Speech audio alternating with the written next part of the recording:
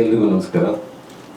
ಇಲ್ಲಿ ತುಂಬ ವಿಷಯಗಳು ಮಾತಾಡಿದಾಗಿದೆ. ಅಂದರೆ ನೀವು ಟ್ರೈಲರ್ ನೋಡಿದ್ದು ರೀತಿಗೆ ಗೊತ್ತಾಗುತ್ತೆ. ಕಾಡುತ್ತೆ ಸಿನಿಮಾ, ಸತ್ಯ ಅದು. ಈ ಸ್ಕ್ರಿಪ್ಟು ಕೈಗೆ ಬಂದಾಗ ತುಂಬ ವಿಷಯಗಳಿದೆ ಅದರಲ್ಲಿ. ಅಂದರೆ ಎಲ್ಲ ಒಂದನ್ನು ಬೇಸ್ ಮಾಡಿಲ್ಲ ಅವನು.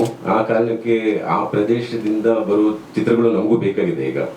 ಈಗ ನಾನು ತುಂಬ ಹೊತ್ತು ಮಾತಾಡ್ತಿದ್ದು ಅದ್ರ ಬಗ್ಗೆ. ಅಂದರೆ ಒಂದು ಪ್ರದೇಶಕ್ಕೆ ಹೋಗಿ ಅಲ್ಲಿ ಒಂದು 6 ತಿಂಗಳು ಅಲ್ಲಿನ ಪಾತ್ರಗಳ ಜೊತೆಗೆ ಇದ್ದು ಇಲ್ಲಿನ ನುರಿತರನ್ನೆಲ್ಲ ಅಲ್ಲಿ ಮಿಕ್ಸ್ ಮಾಡಿ ಒಂದು ರೀತಿ ಅದೊಂದು ಜಾದು ಕ್ರಿಯೇಟ್ ಆಗುತ್ತೆ.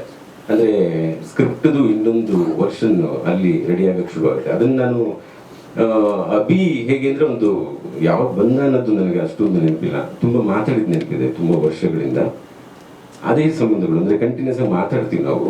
ಇವಾಗ ನನಗೆ ಹಂಗೆ ನೆನಪು ಅಂದರೆ ನಾನು ಧನು ಹತ್ರ ತುಂಬ ಮಾತಾಡ್ತೀನಿ. ಹಾಗೆ ಹಿಂದೆ ತುಂಬ ವಿಜಯ್ ಹತ್ರ ಮಾತಾಡ್ತಿದ್ದೆ ಅನ್ನೋ ಥರ ಹೇಳೋದಾದರೆ, ಇವರು ಹುಡುಗರು ಈ ಕ್ಯಾಟಗರಿಯವರು ಅಂತ ಹೇಳೋಕ್ಕಾಗಲ್ಲ. ಇನ್ನು ಅಸೋಸಿಯೇಟು ಅಥವಾ ರೈಟ್ರು ಅಥವಾ ಅದೆಲ್ಲಕ್ಕಿಂತ ಜೀವ. ಆ ಜೀವಗಳ ಜೊತೆ ಮಾತಾಡುವಾಗ ಅವನು ತನ್ನ 10 ವರ್ಷದ ನಂತರ ಅವನು ಹೇಳ್ತಾ ಇದ್ದಾನೆ, ನನ್ನೊಂದು ಊರಿಂದ ಏನೋ ಒಂದು ವಿಷಯ ಇದೆ. ಕೇಳಿಸ್ಕೋಬೇಕಾದ್ರೆ ಏನಾಗುತ್ತೆ, ಇದಕ್ಕೆ ಮತ್ತೆ ಸಿದ್ಧಸೂತ್ರಗಳೇನು ಇಲ್ಲ ಇಲ್ಲಿ ಹೀಗೆ ಅಂತ. ಯಾರ್ಯಾರದು ಅನುಕರಣೆ ನಾವು ಮಾಡ್ತಾ ಇದ್ದೀವಿ. ಅಂದರೆ ಹೀಗೆ ಹೋದ್ರಂತೆ, ಹೀಗೆ ಮಾಡಿ ಬಂದ್ರಂತೆ, ಅವ್ರಿಗೆ ಇದು ಸಿಕ್ತಂತೆ.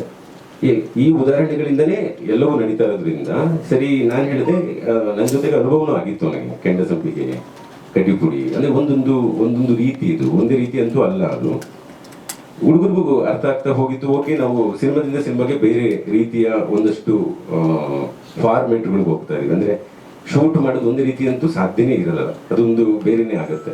ಅವನು ಕೆಂಡಸಂಪಿಗೆ ನಂತರ ಅದು ಒಂದಷ್ಟು ಮೈಗೂಡಿದ ನಂತರದ್ದು ಟಗರು ಆಗಕ್ಕೆ ಮೊದಲು. ಅಂದರೆ ಟಗರಲ್ಲಿ ನನಗೆ ತುಂಬ ಹತ್ರ ಆದ. ಅಂದರೆ ತುಂಬ ವಿಷಯಗಳು, ಪ್ಲೇ ವಿಷಯಗಳನ್ನ ಮಾತಾಡ್ಬೇಕಾದ್ರೆ ಸುರೇಂದ್ರ ಸರ್, ಮಾಸ್ತಿ ಅವರು ಬರೀತಾ ಇರ್ಬೇಕಾದ್ರೆ ತುಂಬ ವಿಷಯಗಳನ್ನ ನಾನು ಚರ್ಚೆ ಮಾಡ್ಬೇಕಾಗಿ ಬಂದಾಗ ನನಗೆ ಅವನಲ್ಲಿ ಒಂದು ಪ್ರೌಢಿಮೆ, ಎಸ್ ಇವನಿಗೇನೋ ಅರ್ಥ ಆಗ್ತಿದೆ ಒಂದಷ್ಟು ವಿಷಯಗಳು ಅಂದಾಗ ನೀನು ಸಿನಿಮಾ ಮಾಡು ಅಂತ ಹೇಳಿದ್ದೆ.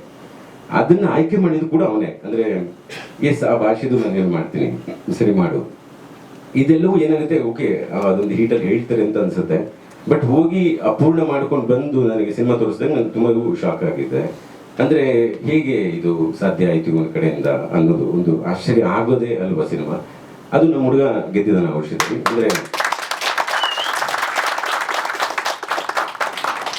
ಡೆಫಿನೆಟ್ ಆಗಿ ನಿಮ್ಗಳಿಗೆ ನಾವು ಇಲ್ಲಿರೋ ಎಲ್ಲ ಟೆಕ್ನಿಷಿಯನ್, ಅಂದರೆ ಚರಣ್ಣು ಸಾಮಾನ್ಯ ಅಲ್ಲ ಅಥವಾ ಧನು ಸಾಮಾನ್ಯ ಅಲ್ಲ. ಅವನು ಪ್ರೊಡಕ್ಷನ್ಗೆ ಇಳಿದಿದ್ದಾನೆ.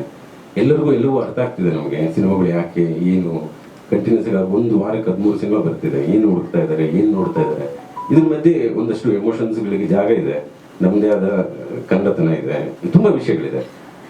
ಆ ಕಾರಣಕ್ಕೆ ನನಗೆ ಅಭಿಗೆ ಇವಾಗ ನಿಮ್ಮೆಲ್ಲರ ಮುಂದೆ ಎಸ್ ಇವನು ಏನು ಕಲಿತು ಹೋದ ಅಂದರೆ ಎಸ್ ಸೋಮು ಥರದ ಒಂದು ಸಿನಿಮಾ ಮಾಡೋದು ಕಲ್ತಾರ ಅಂತ ಡೆಫಿನೆಟ್ ಆಗಿ ಅದು ನಿಮ್ಗೆ ಇಷ್ಟ ಆಗುತ್ತೆ. ಯಾಕೆಂದರೆ ಅದೊಂದು ಐಡಿಯಾ ಕೂಡ ಆಗುತ್ತೆ ಮುಂದೆ. ಎಸ್ ಹಿಂಗೆ ಹೋಗಿ ಹೌದು ತುಂಬ ಸಿನಿಮಾಗಳಾಗಿದೆ ಎಲ್ಲವೂ. ತಿಥಿ ಅಥವಾ ಇವಾಗೊಂದು ಕಾಂತಾರ ಮುಗಿಸ್ಕೊಂಡ್ಬರ್ತಾರೆ, ಅಥವಾ ನಾನು ಕಡ್ಡಿಪುಡಿ ಹಾಗೆ ಮಾಡಿದವನು, ಅಥವಾ ಕೆಂಡಸಂಪಿಗೆ ಹಾಗೆ ಮಾಡಿದವನು, ಟಗರು ಕೂಡ ಹಾಗೆ ಮಾಡಿದವನು. ಅಂದರೆ ಒಂದು ಜಾಗಕ್ಕೆ ಹೋಗಿ ಅದನ್ನ ಹೇಗೆ ದುಡಿಸ್ಕೋತೀವಿ ಅನ್ನೋದು.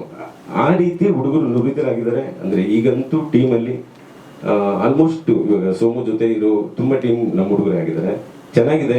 ನೀವೆಲ್ಲರೂ ಅದ್ರ ಜೊತೆಗೆ ಇನ್ನೊಂದಿದೆ. ಈಗ ಎಂಥ ಚಾಲೆಂಜ್ ಇದೆ ಅಂದರೆ, ಈಗ ನಮ್ಗಳದೇ ಸಿನಿಮಾ ಬರ್ತಿದೆ.